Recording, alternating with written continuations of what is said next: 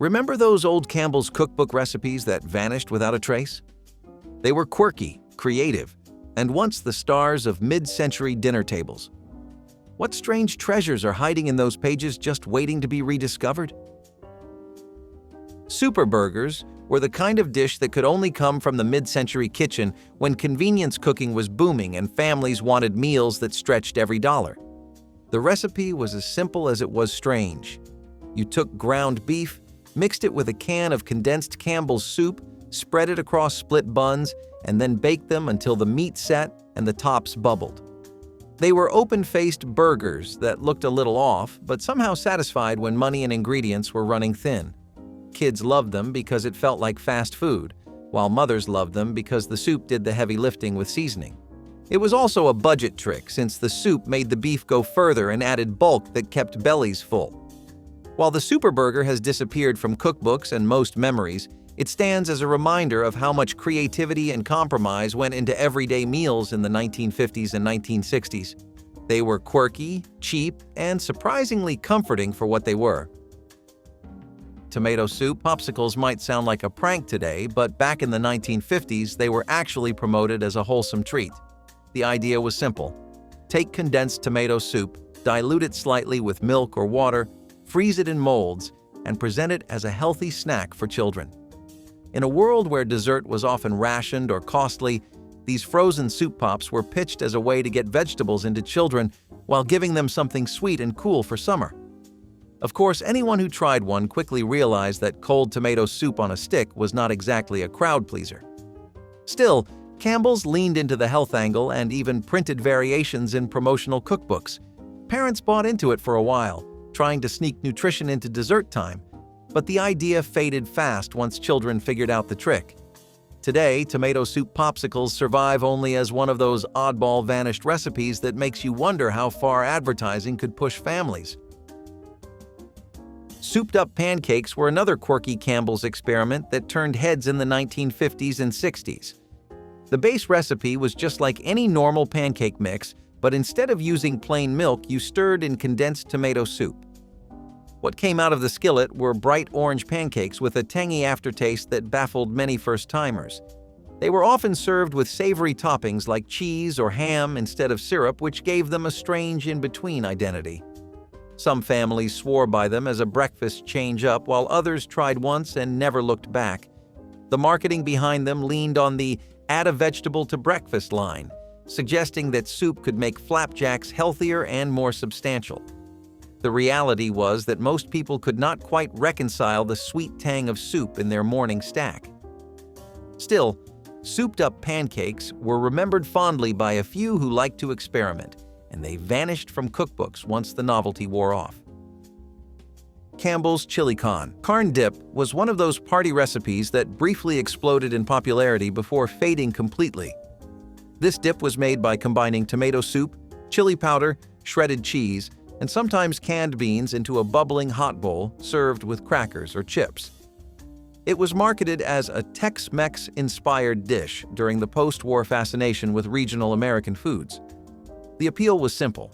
It was cheap, easy, and could feed a whole gathering without much effort. For housewives juggling social get-togethers, this was a godsend because it looked hearty, but required only pantry staples. Unfortunately, the flavor did not live up to the hype. It often came out thin, overly tangy, and lacking the rich body of real chili or queso dips. Still, for a brief moment, it was the centerpiece of many card nights and church potlucks. As palates expanded and authentic dips became more common, Campbell's chili con carne dip quietly vanished from the party table.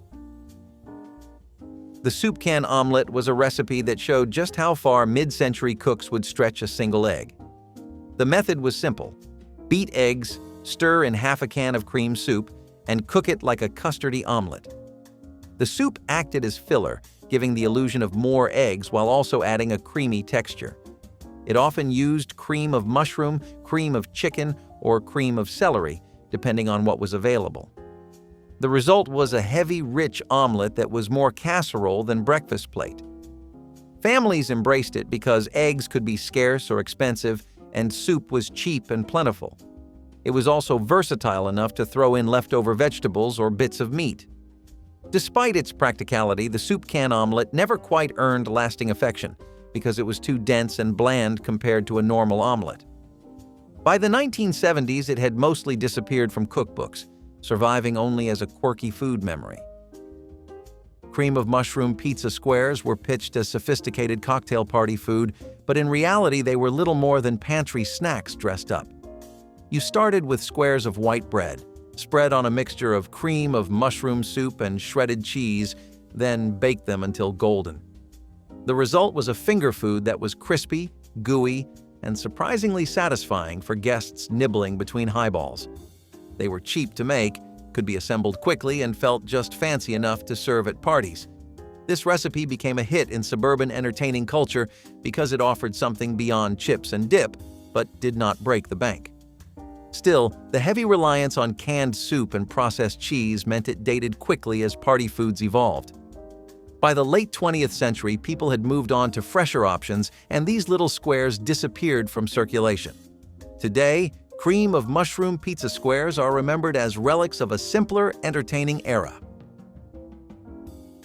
Soup-stuffed meat rings were a clever but unusual way to stretch ground beef into something that felt bigger than it really was. The recipe had you form beef into donut-shaped rings, spoon condensed soup into the center, and then bake until the whole thing set. Sometimes mashed potatoes were piped around the edges to make it look more appealing. Families loved the visual trick because it looked like a hearty centerpiece while really being very frugal. The soup filling usually doubled as both flavor and sauce, making each slice of meat ring taste like a full dinner. This was the kind of recipe that filled community cookbooks during the 1950s because it maximized every bit of meat while keeping costs down. Still, the odd shape and texture never made it a long-lasting favorite. As beef became more affordable and tastes shifted, the soup-stuffed meat ring quietly vanished from American kitchens. Upside-down tomato pie was a Campbell's spin on the popular upside-down dessert trend of the mid-century.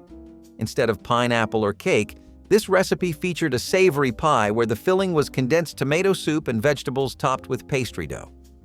You baked it crust side up, then flipped it over to serve. The result was a savory pie that looked novel and was often used as a conversation piece at dinners. It was affordable and easy since the soup base took care of seasoning and moisture. While clever in design, it never really won hearts. The texture was soggy, the flavor overly tangy, and the flipping process often ended in a mess. Still, for a time, it embodied the playful spirit of Campbell's cookbooks, which leaned heavily on gimmicks and novelty. Upside-down tomato pie disappeared from print after a few years, but remains one of the strangest vanished experiments. Soup gel. O-cubes were one of the most notorious experiments to come out of mid-century Campbell's recipe books. They combined unflavored gelatin with beef or vegetable consommé, creating firm cubes of savory jelly that could be served as salads or appetizers. The logic was that gelatin molds were fashionable and soup could be a shortcut to flavor. The result, however, was off-putting to most. They wobbled like a dessert, but tasted like cold broth, confusing the senses of anyone who tried them. Some versions added chopped vegetables or meats inside, which only made them stranger. These were heavily marketed as elegant buffet fare but never really caught on outside a handful of adventurous households. While gelatin salads with fruit or sweet fillings thrived, the savory soup versions quickly faded into obscurity. Today, soup gel O-cubes are often mentioned in lists of the oddest vintage foods, and for good reason. Sloppy Joe pizza pie was exactly what it sounds like, a casserole that mashed together two American favorites into one quirky dish. The recipe called for making a Sloppy Joe mixture using Campbell's tomato soup, spreading it over biscuit or crescent roll dough in a pan, and then topping with cheese before baking. It was gooey, messy, and loaded with flavor, making it a hit for kids and casual family dinners. The pizza angle was mostly in name only since the dish resembled more of a deep dish pie than a pizza. Still, it gave families an affordable weeknight option that felt fun and filling. Sloppy Joe pizza pie enjoyed a brief run of popularity in the 1960s and 70s, but eventually disappeared once frozen pizzas and easy mixes took over the market. It survives only as one of those quirky hybrid recipes that shows just how inventive Campbell's cookbooks once were. Cheeseburger soup bake was one of those dishes that tried to bring the diner favorite into the oven without much fuss. It stacked layers of ground beef, tomato soup, pasta or biscuit dough, and melted cheese together until it resembled a lasagna gone American. The idea was that you could have the rich flavor of a cheeseburger in a single casserole dish, and mothers loved it because it fed a crowd while using only pantry staples. The soup added tang, the cheese added comfort, and the beef made it filling enough to pass for dinner even with smaller portions. Campbell's marketed it as a new family favorite, but in truth it was more of a novelty than a tradition. While children were often thrilled by the gooey layers, adults found it heavy and repetitive after a few tries. As frozen lasagna and frozen pizzas began filling freezers, the cheeseburger soup bake faded into the background. Still, it showed just how inventive cooks became with soup cans. Soup topper hot dogs were another one of those recipes that could only come from an era obsessed with stretching cheap proteins. The process was simple but unusual. Line hot dogs in a pan, cover them with condensed vegetable soup, sprinkle on breadcrumbs, and bake until bubbling. The result was a cross between a casserole and a main dish that promised to turn ordinary hot dogs into something hearty. Parents leaned on this recipe when they needed to feed children with very little time or money. Campbell's pushed it as a fun way to make vegetables more palatable, since the soup would coat every bite with flavor. Children were less convinced, often scraping off the topping to get to the hot dog underneath. Still, it lingered long enough to become a regular entry in community cookbooks before vanishing. Today, soup topper hot dogs stand out as one of those quirky yet earnest attempts to dress up the most basic American staple. Campbell's Carnival Pie was a recipe that shows just how far mid-century kitchens were willing to experiment with sweet and savory combinations. The dish combined tomato soup with pineapple chunks, a flaky crust, and a scattering of spices to create what was described as festive food. The pie was promoted in advertising campaigns as something new and exciting for family gatherings or themed parties. It was sweet, tangy, and savory all at once, though not everyone was ready to embrace that flavor clash. The pineapple added brightness, the soup added depth, and the crust held it all together. Mothers often baked it for children's birthdays, leaning into the carnival theme as if the name alone would sell it. But while the pie may have looked cheerful, most tasters considered it confusing more than delicious. It quietly vanished from later editions of Campbell's cookbooks, remembered only by those who dared to serve it at a party. Still, it reflects the playful spirit of vanished American recipes. Soup-glazed carrots were an attempt to make everyday vegetables appear more exciting and indulgent during the 1950s. The idea was simple. Coat sliced carrots in condensed tomato soup mixed with sugar or honey, then bake until glossy. The end result was a bright red side dish that looked more like candy than a vegetable. Parents loved the visual appeal, convincing children to eat carrots that had taken on a sweet and tangy taste. Campbell's promoted it as a way to put new sparkle on the dinner table, arguing that vegetables could be fun. Housewives appreciated how inexpensive it was, using pantry staples to transform plain carrots into something memorable. The dish even became a talking point at potlucks and holiday dinners for a short while. But over time, the heavy sweetness wore thin, and families returned to simpler ways of preparing vegetables. Soup-glazed carrots faded from cookbooks, leaving behind only whispers of a shiny side dish. Eggplant mushroom towers were Campbell's answer to the growing mid-century fascination with vegetable-based dishes that looked fancy without costing much. The recipe called for eggplant slices layered with cream of mushroom soup and breadcrumbs stacked neatly into small towers and then baked until tender. They were pitched as an elegant side dish, something that would impress dinner guests while still being practical for home cooks. The mushroom soup added creamy richness, the breadcrumbs added crunch, and the eggplant gave it body. It was visually striking on a plate, especially when paired with other colorful vegetables. But despite the clever presentation, the recipe never became a household staple. The heavy soup overwhelmed the delicate eggplant, and many home cooks preferred frying or grilling eggplant instead. Eggplant mushroom towers vanished from print by the 1970s, remembered as one of those recipes that looked better in the cookbook photo than on the actual dinner table. Soup barbecue cups were one of Campbell's more successful experiments, though they too eventually disappeared. The recipe used biscuit dough pressed into muffin tins, filled with ground beef mixed with tomato soup and barbecue sauce, and topped with cheese. Once baked, they came out as individual cups that were easy to serve and fun to eat. Families loved them because they were portable, kid-friendly, and made use of inexpensive ingredients. The combination of smoky sauce, tangy soup, and gooey cheese made them more appealing than some of Campbell's stranger ideas. They worked well for weeknight dinners or even casual parties where finger food was in demand. But as prepackaged snack foods and frozen appetizers became more common, these homemade versions fell out of style. Still, they captured the ingenuity of the mid-century kitchen, where soup could be transformed into nearly anything. Soup barbecue cups remain a vanished reminder of when creativity stretched every meal.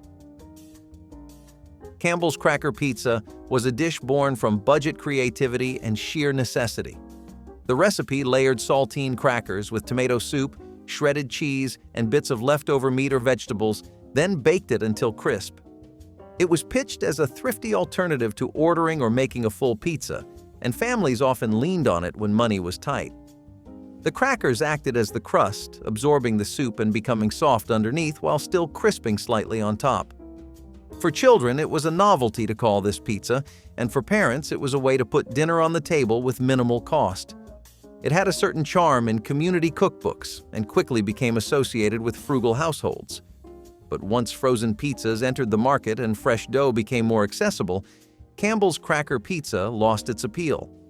Today, it is remembered as one of those vanished recipes that shows how far people were willing to stretch the idea of pizza.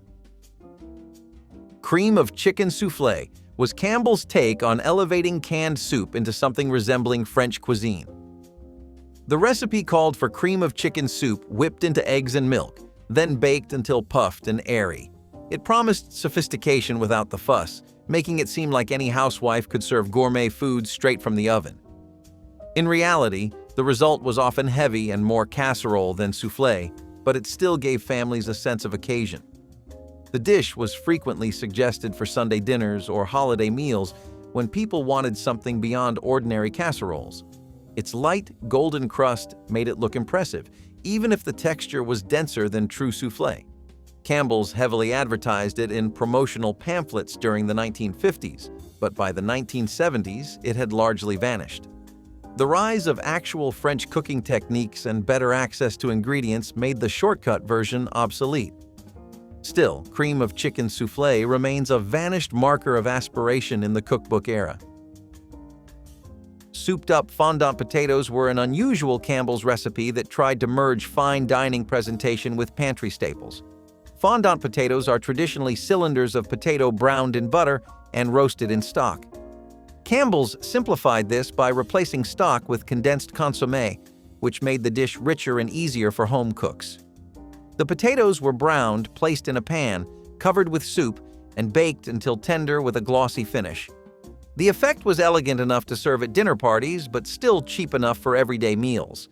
Families who tried it often felt they were preparing something extravagant without spending much. However, the reliance on condensed soup gave the dish a sameness that wore thin quickly. As cooking styles modernized, this recipe faded into obscurity, surviving only in old pamphlets. Souped-up fondant potatoes vanished quietly, remembered by few but showing the lengths Campbell's went to make soup seem sophisticated.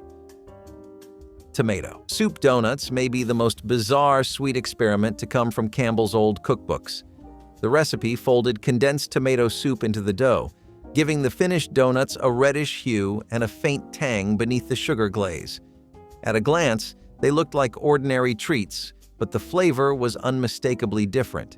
Campbell's marketed them as a way to sneak nutrition into desserts and cut down on waste by using pantry staples. Children who bit into them expecting classic donuts often had mixed reactions, while adults debated whether they were clever or confusing. The soup added moisture, making them soft, but the underlying tomato taste never fully disappeared. Despite their oddness, These donuts had a brief moment of popularity during the 1950s and 60s when novelty recipes were trendy. Eventually, though, families moved back to traditional donuts, leaving this experiment behind. Tomato soup donuts are a vanished curiosity, a reminder that even desserts were not safe from soup cans. Vegetable soup meat pie was Campbell's way of promising a full dinner wrapped in one golden crust. The recipe called for condensed vegetable soup mixed with ground beef or leftover chicken, poured into a pie shell, and sealed with a top crust before baking. The end result looked like a traditional pot pie, but with a filling that was far more soupy and inexpensive. Families liked it because it stretched small amounts of meat with vegetables and broth while still feeling like a hearty dish. Advertisements leaned heavily on the one-pan dinner idea, saving both money and time. It was especially popular in the 1950s when convenience ruled, but its run was short-lived. The thin texture made the filling less satisfying compared to real pot pies, and soggy crust became a constant complaint. Over time, it was quietly dropped from pamphlets and replaced with sturdier casseroles. Today, vegetable soup meat pie remains one of those vanished curiosities, remembered by a few but long gone from family tables. Soup barley bake offered something a little more substantial, leaning on pearl barley for bulk while still keeping soup as the main flavor base. The recipe instructed home cooks to combine condensed vegetable or tomato soup with cooked barley, then bake it until the mixture set into a casserole. The barley gave the dish texture and a chewy bite, making it more filling than other soup casseroles. It was often promoted as a side dish for meat dinners or as a budget-friendly vegetarian option. Campbell's suggested it as a way to introduce whole grains into the American diet, though many families were skeptical at first. Those who did try it often added cheese or herbs to boost the flavor, since the soup alone sometimes felt plain. It never reached the popularity of rice or pasta bakes, but it did have a loyal following among thrifty households. In the end, soup barley bake disappeared, remembered mainly as an experiment in hearty simplicity.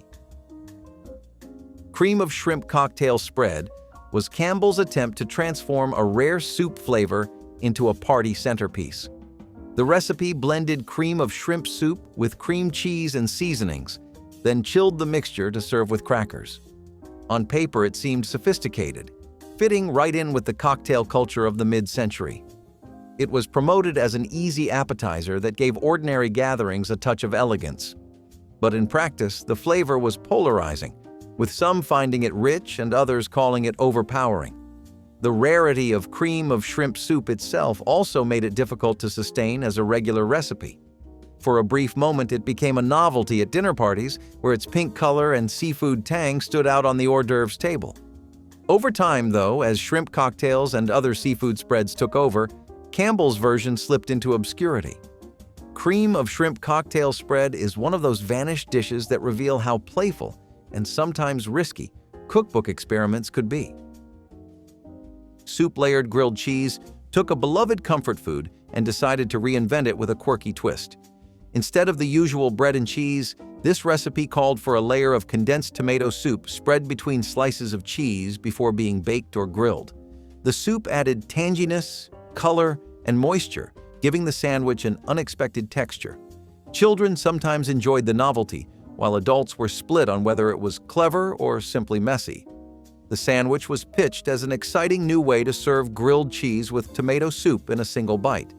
Advertisements framed it as fun for lunches or after-school snacks, leaning on the nostalgic connection between soup and sandwiches. Despite its creative spin, it never lasted long, mostly because soggy bread was rarely appealing. By the late 1960s, the recipe had mostly vanished, replaced by the simpler pairing of soup in a bowl and grilled cheese on the side. Still, soup-layered grilled cheese lives on as a strange reminder of mid-century food play. Campbell's pineapple meatballs were a classic example of the sweet and savory craze of the 1950s and 1960s. The recipe glazed simple meatballs with a sauce made from condensed tomato soup, pineapple syrup, and vinegar, producing a tangy shine. It was meant to feel tropical, exotic, and festive, fitting right in with the era's love of Hawaiian-inspired dinners. Families often served it at potlucks, community suppers, or holiday gatherings where the bright flavor stood out from heavier casseroles. Children enjoyed the sweetness, while adults appreciated the affordability. It was one of those dishes that looked cheerful on a buffet table, served over rice or noodles for extra bulk. Campbell's promoted it as a way to elevate plain ground beef into something special without spending much. But as tastes shifted away from syrupy sauces, the recipe quickly lost favor. Pineapple meatballs vanished with time, remembered today as one of those vanished mid-century experiments that defined a very specific cultural moment. Superized mashed potatoes were Campbell's solution for turning plain potatoes into something rich and flavorful with minimal effort. The recipe simply called for adding cream of celery soup or cream of mushroom soup into mashed potatoes, blending until smooth. The soup made the dish creamier, saltier, and more filling, all while cutting back on the need for milk or butter. Housewives appreciated the shortcut, especially when feeding large families on tight budgets. Children often liked the mild, savory flavor, though some complained the soup made the potatoes too heavy.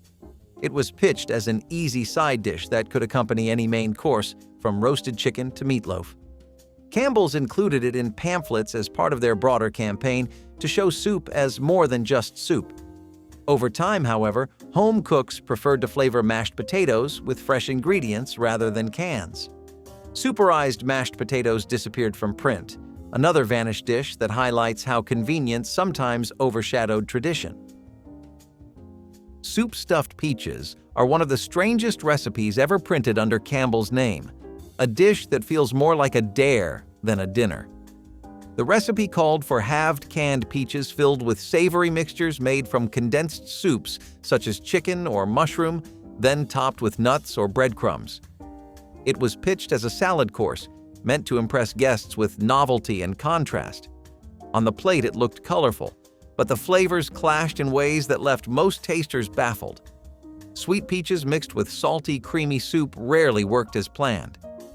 Still, it briefly became a talking point in the 1950s, when experimentation was in full swing and strange combinations were popular at luncheons. Some adventurous cooks tried it with cream of shrimp soup for an even more unusual effect. Needless to say, soup-stuffed peaches quickly vanished and never returned in later cookbooks. Today, it is remembered only as a relic of a fearless era of food experiments. Campbell's curry loaf was another vanished recipe that tried to marry convenience with exotic flavor. The dish mixed ground beef or chicken with condensed soup and curry powder, then baked it in a loaf pan until firm. It resembled meatloaf, but promised something more exciting with its fragrant spice blend. For families in the mid-20th century, curry was an adventurous ingredient, bringing a touch of the foreign into everyday meals. Campbell's marketed it as a modern dinner idea that would make weeknights feel new without breaking the budget. Some families embraced it, enjoying the bold flavor and easy preparation, while others were less certain about the spice. It never gained the staying power of traditional meatloaf, and its reliance on soup made it feel heavy. By the 1970s, Campbell's curry loaf had quietly vanished, leaving behind little more than a footnote in old community cookbooks. Still, it reflects the era's willingness to experiment with international flair. Soup pie à la mode was one of Campbell's most whimsical and tongue-in-cheek recipes, promoted with humor to grab attention. It was essentially a savory meat pie topped with a scoop of mashed potatoes shaped to look like ice cream. The filling was made from condensed soups mixed with meat and vegetables, baked until bubbly under a crust. The mashed potato ice cream was placed on top right before serving, sometimes garnished with gravy poured like chocolate sauce. Campbell's leaned into the joke, selling it as a fun way to surprise children or lighten family dinners. It was never meant to be serious gourmet food, but more of a novelty for entertaining. Families who tried it often laughed at the presentation, though the pie itself was still hearty and filling. Eventually, the gimmick wore off, and soup pie à la mode disappeared from cookbooks. Still, it stands as one of the more playful vanished recipes of the Campbell's era. Cream of broccoli fritters were Campbell's bid to turn vegetables into party-worthy finger food with the help of soup. The recipe blended cream of broccoli soup with flour and eggs to form a batter, then folded in chopped broccoli before frying small fritters. The result was crispy on the outside, soft inside, and distinctly flavored by the soup. They were promoted as easy side dishes or appetizers, appealing to families looking for new ways to serve vegetables.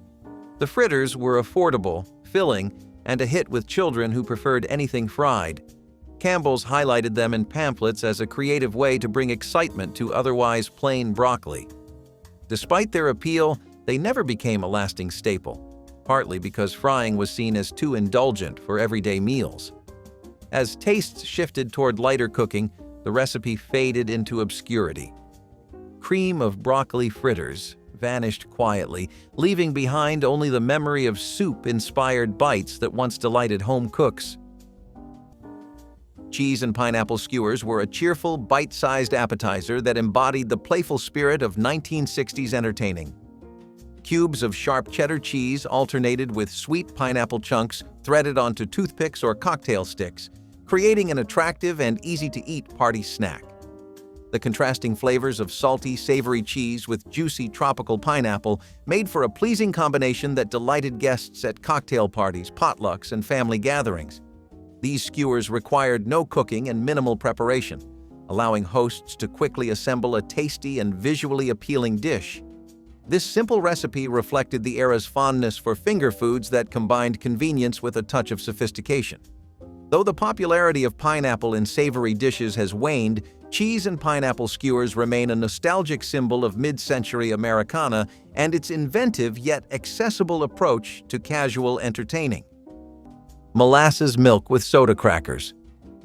Sounds strange now, but for rural families and Depression-era kitchens, it was a fast, practical breakfast when the fridge was nearly bare.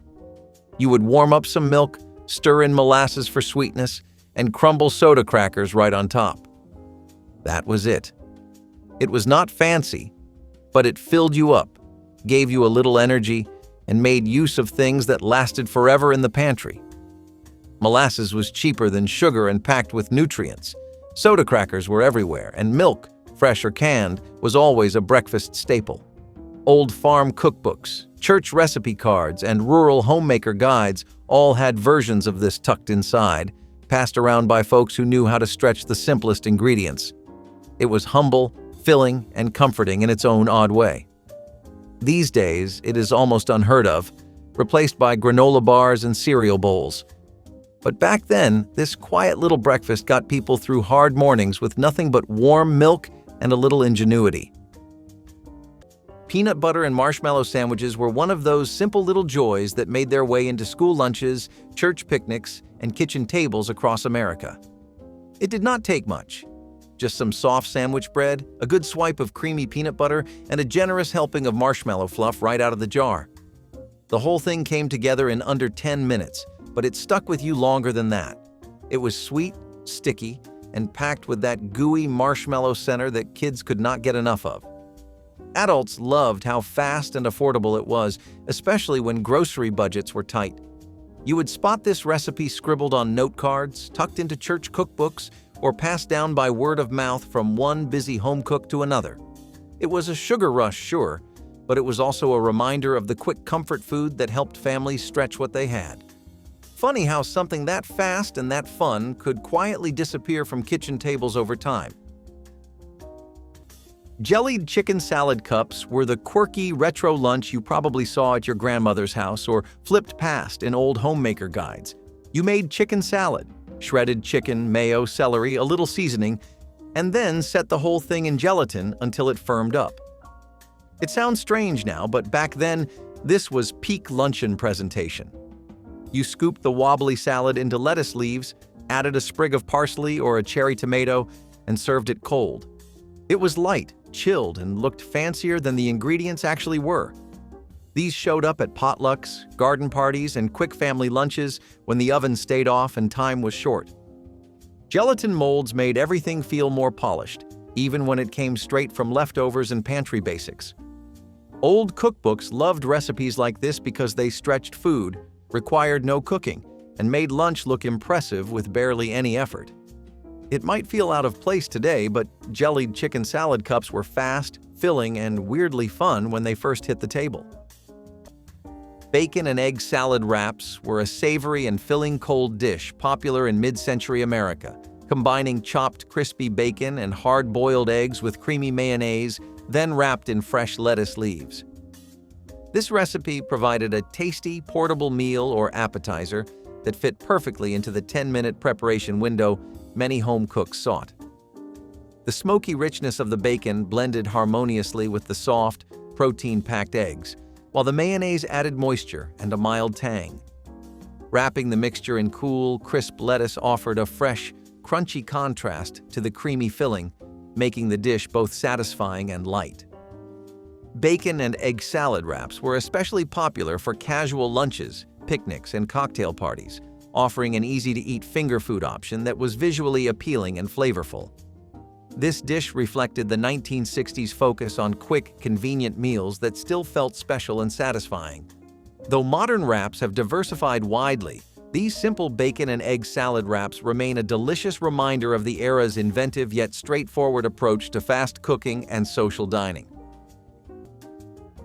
Cottage cheese on toast with pineapple rings was the kind of retro breakfast you would find tucked inside those glossy 1970s women's magazines, always advertised as light, quick, and just fancy enough to feel like you tried. You would toast a slice of bread, scoop on some cottage cheese, and crown the whole thing with a pineapple ring straight from the can. It sounds odd now, but back then it was practical, filling, and passed off as health food, sweet, salty, creamy, and done in under 10 minutes, perfect for busy mornings or when groceries were running low. Housewives loved it for its simplicity, and teenagers liked it for being something different than plain old toast. You could find versions of this popping up at brunch tables, church socials, or just in quiet kitchens trying to stretch a meal. Somewhere along the way, it disappeared under the weight of new diet trends and breakfast bars, but at the time, it was a fast, no-fuss meal that worked. Cinnamon sugar butter toast was the kind of simple comfort food that could brighten up an afternoon in under 10 minutes, especially when there was not much else to work with. You toasted up some bread, slathered it with butter, sprinkled on cinnamon and sugar, and called it a snack. That was it. Quick, sweet, and surprisingly satisfying when groceries were scarce and everyone needed a little pick-me-up. It sounds simple, but back then, families leaned on recipes like this to stretch ingredients and turn basic pantry staples into something that felt like a treat. The butter gave it richness, the cinnamon sugar added sweetness, and the toast made it crunchy enough to feel special. You would find this little recipe scribbled onto old note cards, tucked into community cookbooks, or passed down through generations as a fast, affordable way to keep kids happy and tummies full. It might be forgotten today, but for plenty of homes back then, cinnamon sugar butter toast was the perfect fix for long afternoons and short grocery lists. Fried bologna with mustard on toast was the quick stovetop lunch that somehow managed to taste better than it had any right to. You sliced bologna, tossed it in a hot pan, watched it curl up at the edges, and slapped it on toasted bread with a smear of yellow mustard. That was it. Lunch in under 10 minutes. It was salty, tangy, crispy around the edges, and showed up everywhere from lunch counters to kitchen tables when the grocery list was running short. Bologna was cheap, lasted forever in the fridge, and frying it gave it just enough of a glow-up to make it feel like more than sandwich meat. Some folks added a slice of cheese or swapped in rye bread, but the classic stayed simple and fast. Fried bologna with mustard was not glamorous, but it hit the spot when you needed something filling, salty, and satisfying without much effort. It was a staple in school lunchrooms, factory break rooms, and busy homes, sticking around because it was affordable, reliable, and always ready when the clock was ticking. Quick fruit and nut yogurt. Parfait was a quick and nutritious treat beloved in the 1960s for its simple assembly and delightful flavors. This parfait layered creamy yogurt with sweet canned fruits such as peaches or pineapple, along with a generous sprinkling of chopped nuts like walnuts or pecans. The combination provided a pleasing contrast between the smooth, tangy yogurt, the juicy fruit, and the crunchy texture of the nuts. Perfect for breakfast, a snack, or a light dessert, this recipe required minimal preparation time, fitting the era's demand for fast, wholesome meals. The canned fruit added a convenient sweetness that balanced the natural tartness of yogurt, while the nuts contributed protein and richness.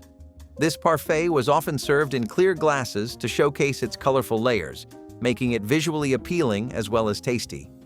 Its popularity reflected the growing awareness of health and nutrition during the decade, along with a desire for fresh, easy-to-make dishes.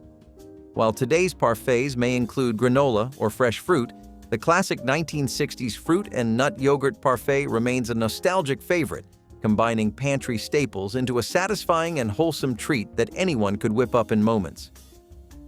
Oatmeal with brown sugar and cream was about as classic as breakfast could get.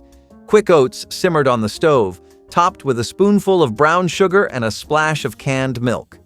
It was ready in 10 minutes flat, cheap to make, and warm enough to shake off the worst winter mornings. Families across America leaned on this breakfast when budgets were tight, but everyone still needed something filling to start the day. Quick oats cooked faster than traditional oats, brown sugar gave just enough sweetness, and canned milk made the whole thing creamy even if fresh milk was hard to come by.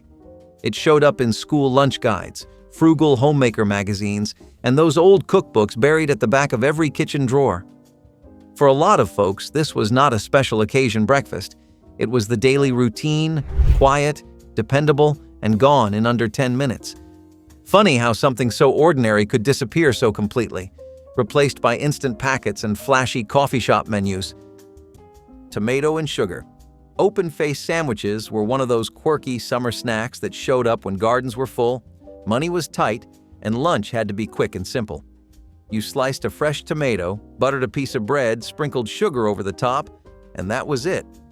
A little sweet, a little juicy, and ready in minutes. It sounds strange today, but back then, this was a familiar plate across farm towns and small kitchens all over America. The tomatoes were easy to grow, the bread stretched what you had, and the sugar turned it into a treat that brightened up long summer days. Families leaned on recipes like this when grocery lists were short, and mealtime had to be stretched with what was already growing out back. You would find this simple snack scribbled in old cookbooks, passed around at neighborhood picnics, or taught to kids as one of their first kitchen lessons.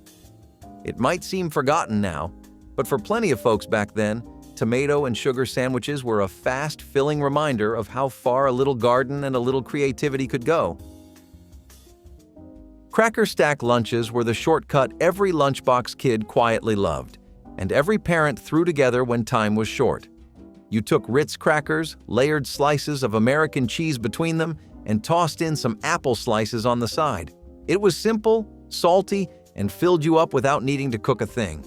Old lunchbox guides always had this one listed because it hit that sweet spot between easy, affordable, and kid-friendly. Some folks swapped in peanut butter or ham, but the classic cheese and cracker combo stuck around the longest. It was not gourmet, but it got the job done. Quick, portable, and ready before the bus pulled up.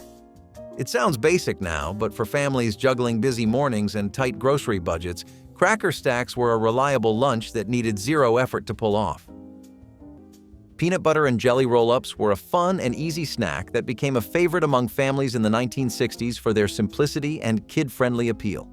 This recipe involved spreading creamy peanut butter and sweet jelly or jam onto soft tortillas or flatbreads, then rolling them tightly and slicing into bite-sized pieces.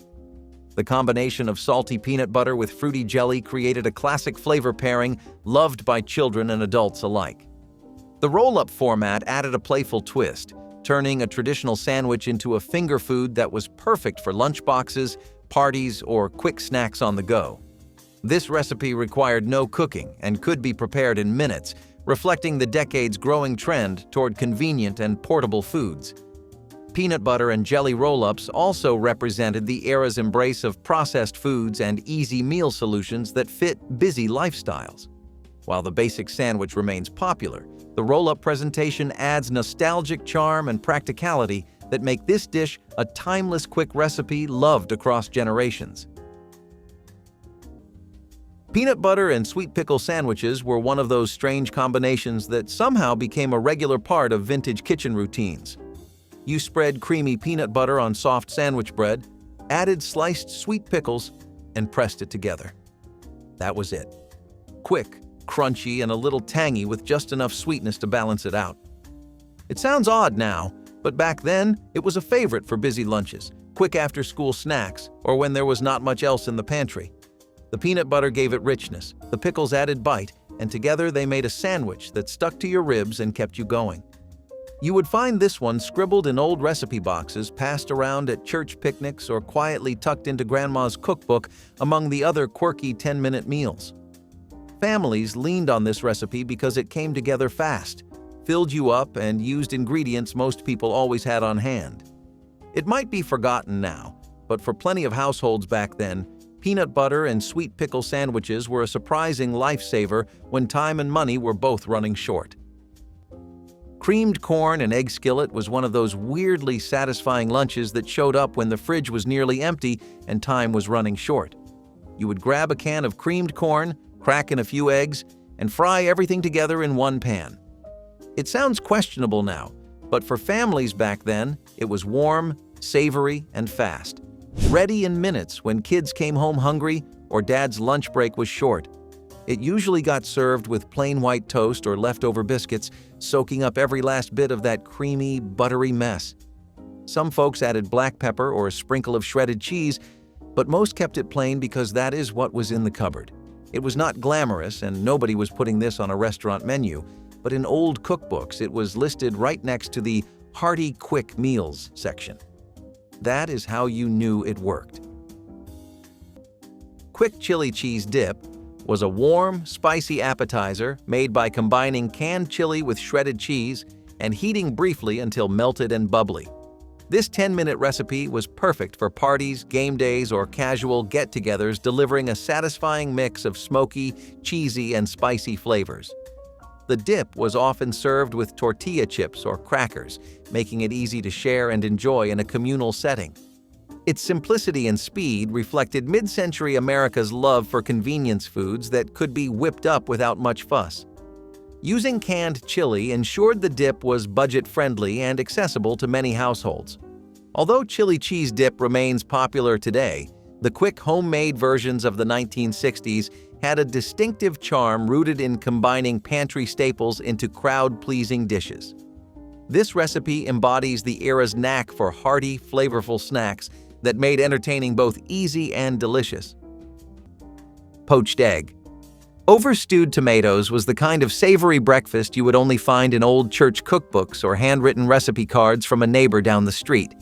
It was practical, filling, and ready in under 10 minutes, even if it sounded a little fancy. You would poach an egg, ladle some stewed tomatoes onto a plate, and serve it all with day-old biscuits or plain toast. The tomatoes were sweet and tangy, the egg added protein, and together they made breakfast that actually stuck with you through the morning. Families leaned on meals like this when money was tight and groceries were limited, especially during the Great Depression or lean years after the war. You did not need much: canned tomatoes, an egg, maybe some stale bread, and suddenly breakfast felt warm, filling, and just a little different than the usual toast. These meals disappeared as boxed cereals and frozen breakfasts took over, but back then it was one of the quiet ways people got through the morning with what little they had. Hot milk cake. Slices with butter were a quick, sweet fix that turned leftover dessert into a satisfying breakfast or afternoon snack with hardly any effort. You sliced up leftover hot milk cake, toasted it gently or warmed it up, and slathered it with butter. That was it. 10 minutes or less, and you had a rich, soft, slightly sweet bite that kept everyone happy when groceries were tight and meals had to stretch. It sounds simple, but back then, this little treat was a kitchen staple, especially in homes that believed nothing should go to waste. The hot milk cake gave it sweetness, the butter added richness, and together they turned leftovers into something new and satisfying. You would find this recipe scribbled in old cookbooks, passed down through generations, or quietly shared between neighbors looking for ways to make every crumb count. It might be forgotten today, but for plenty of families back then, hot milk cake slices with butter were a warm, comforting reminder that even the smallest leftovers could be turned into something worth savoring. Egg and ketchup stir-fry over rice was the no-fuss pantry lunch that every family had in their back pocket when groceries were running low but bellies still needed filling. You cracked a couple of eggs into a pan, scrambled them up with a little oil, added a squirt of ketchup, and poured the whole thing over leftover rice. That was it. Done in under 10 minutes. Salty, tangy, and surprisingly satisfying for something so simple. Kids loved it because it tasted like breakfast and lunch at the same time, with just enough of that sweet ketchup kick to keep things interesting. Parents leaned on it because it used what they already had in the kitchen. Eggs, rice, and ketchup were always hanging around. Some families added soy sauce, scallions, or even a slice of processed cheese to stretch it further, but most kept it basic and fast. You could find this recipe scribbled in lunch guides, tucked inside old homemaker cookbooks, or passed along by neighbors who knew how to stretch leftovers into a real meal. It was not fancy, but it filled you up when time and money were tight. Hot dog roll-ups were a favorite kid-friendly snack throughout the 1960s, consisting of hot dogs wrapped in crescent roll dough and baked to golden perfection.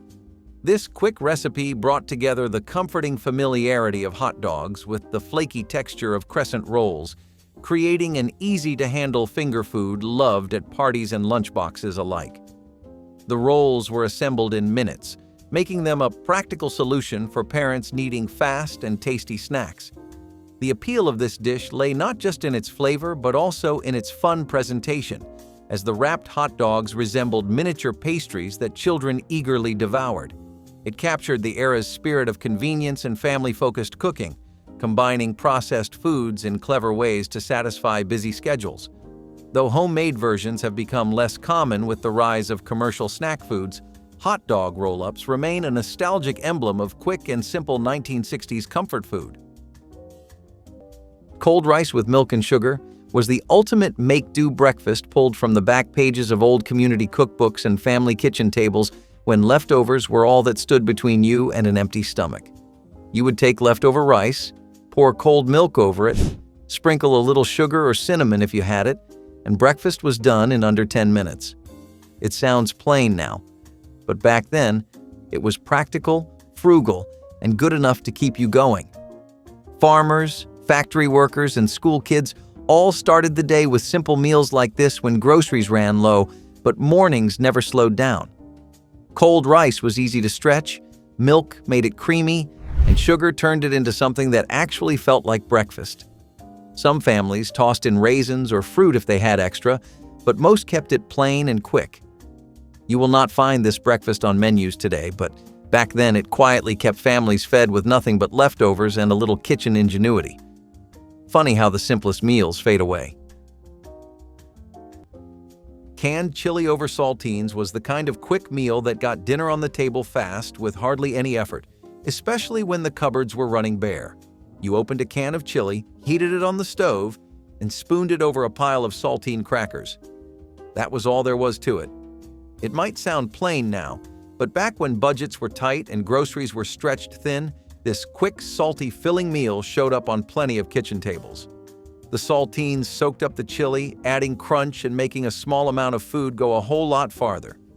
Some folks dressed it up with shredded cheese or onions if they had them, but most kept it simple and practical. You would find this recipe clipped from old magazines, scribbled in community cookbooks, or passed along by word of mouth from one busy family to the next. It was never about being fancy. It was about keeping everyone full with what little you had. Today, it is one of those forgotten meals, but for plenty of homes back then, canned chili over saltines made dinner happen fast. Quick bologna slaw sandwiches were the shortcut lunch that turned cheap deli meat and leftover dressing into something filling in almost no time. You chopped up slices of bologna, mixed them with coleslaw dressing, usually that creamy, tangy kind, and spooned the whole mixture onto soft sandwich buns. That was lunch, ready in under 10 minutes and surprisingly satisfying. This quirky little meal showed up all over Southern quick lunch cookbooks and school cafeteria menus because it was fast, affordable, and made the most of what you had on hand. Bologna was the lunch meat that never seemed to run out, and coleslaw dressing lived in the fridge way longer than you expected. Some folks added shredded cabbage or onions to stretch it further, but most kept it simple with just bologna, creamy dressing, and a soft bun. It might not sound gourmet, but when the clock was ticking and grocery money was tight, these salty, creamy sandwiches were a lifesaver. You would find the recipe scribbled on old index cards, passed around at potlucks, or tucked inside faded community cookbooks that promised quick meals when time and energy were both running low. Sweet potato and raisin mash was a simple yet comforting side dish that brought together the natural sweetness of canned sweet potatoes with juicy raisins in an effortless mash. Popular during the 1960s, this recipe capitalized on pantry staples that required minimal prep but delivered satisfying flavor and texture. The sweet potatoes were mashed until smooth and mixed with plump raisins, creating a balance of creamy and chewy elements. Often served alongside main courses, this dish was prized for its sweetness and convenience, making it a common choice for busy weeknight dinners or holiday meals. Its quick preparation time fit well into the 10-minute recipe trend, offering families a way to add variety and warmth to the table without complex cooking techniques. While modern variations of sweet potato dishes tend to be more elaborate, the straightforward sweet potato and raisin mash stands as a nostalgic reminder of the resourceful, flavorful meals that defined 1960s American kitchens. Peanut butter and honey milkshakes were the quick breakfast booster you would find in every 1960s teen handbook or homemaker guide promising energy in minutes. You would toss peanut butter, milk, and honey into a blender, give it a good mix, and breakfast was done before you could even finish your coffee. It sounds simple now, but back then it was practical, filling, and surprisingly satisfying. Parents loved it because it was affordable and kept teenagers full, and teenagers loved it because it tasted like dessert for breakfast. Some folks added ice or fruit if they had extra, but the basic recipe stayed the same. Peanut butter for protein, honey for sweetness, and milk to bring it all together. It showed up in old cookbooks, school lunch suggestions, and quick breakfast guides long before protein shakes and energy drinks filled grocery aisles. Somewhere along the way, it disappeared under the weight of modern trends, but back then, it was the kind of breakfast that quietly got families through rushed mornings with nothing but pantry staples and a blender. Canned mushroom soup over toast was the heavy hot lunch that filled bellies fast when groceries were low and no one had time to cook. You opened a can of cream of mushroom soup, heated it on the stove, poured it over buttered toast slices, and called it done. It was quick, salty, warm, and showed up in almost every old-school cookbook as a no-fuss meal for tight grocery weeks. Families leaned on it during cold winters, rushed afternoons, or whenever the fridge looked empty but people still needed to eat. It stuck to your ribs, filled you up, and somehow made basic pantry ingredients stretch just a little further. Some folks dressed it up with black pepper, shredded cheese, or canned peas if they had them, but the plain version, soup over toast, was the classic. You would find this little meal in lunch guides, old diner menus, and those faded recipe cards passed down through families. It was simple, a little salty, and proof that even the most basic pantry staples could pull together lunch when money was tight and time was short. Cucumber and radish salad with dill was a crisp, refreshing cold salad that became a favorite in the 1960s for its vibrant flavors and ease of preparation. Thinly sliced cucumbers and radishes were tossed with fresh dill and dressed lightly with vinegar, sugar, and sometimes a touch of sour cream or mayonnaise. This combination created a balance of cool, peppery, and herbal notes that complemented summer meals and barbecues beautifully. Served chilled, this salad was a quick 10-minute recipe that added brightness and texture to the dinner table, providing a healthy vegetable side with minimal fuss. Its simplicity and fresh ingredients reflected the era's growing appreciation for quick, garden-fresh dishes that could be prepared without lengthy cooking. Though less common today, cucumber and radish salad with dill remains a nostalgic and tasty example of mid-century cold vegetable salads designed to refresh and complement heartier foods. Quick cornmeal. Mush was one of those Depression-era breakfasts that showed up in every rural cookbook and farmhouse kitchen when groceries ran low, but mornings still demanded something hot and filling. You would stir cornmeal into boiling water, cook it down to a thick, creamy consistency, and top it with butter, syrup, or even just a pinch of salt. Breakfast was done in 10 minutes flat, and somehow it stuck with you for hours. Families loved it because cornmeal was cheap, easy to store, and stretched into a satisfying meal without much effort. Some folks called it polenta, others called it mush, but it always worked the same: practical, no fuss, and surprisingly comforting. It filled bellies through winters, long work days, and school mornings when cereal was not an option. You could find versions of this recipe in old homemaker magazines, church fundraisers, and even government pamphlets reminding families how to get by with less. It is one of those breakfasts that quietly disappeared, replaced by boxed mixes and quick-fix meals. But back then, it kept people going. Which vanished Campbell's recipe would you bring back? Tell us in the comments, like the video, and subscribe for more lost food history.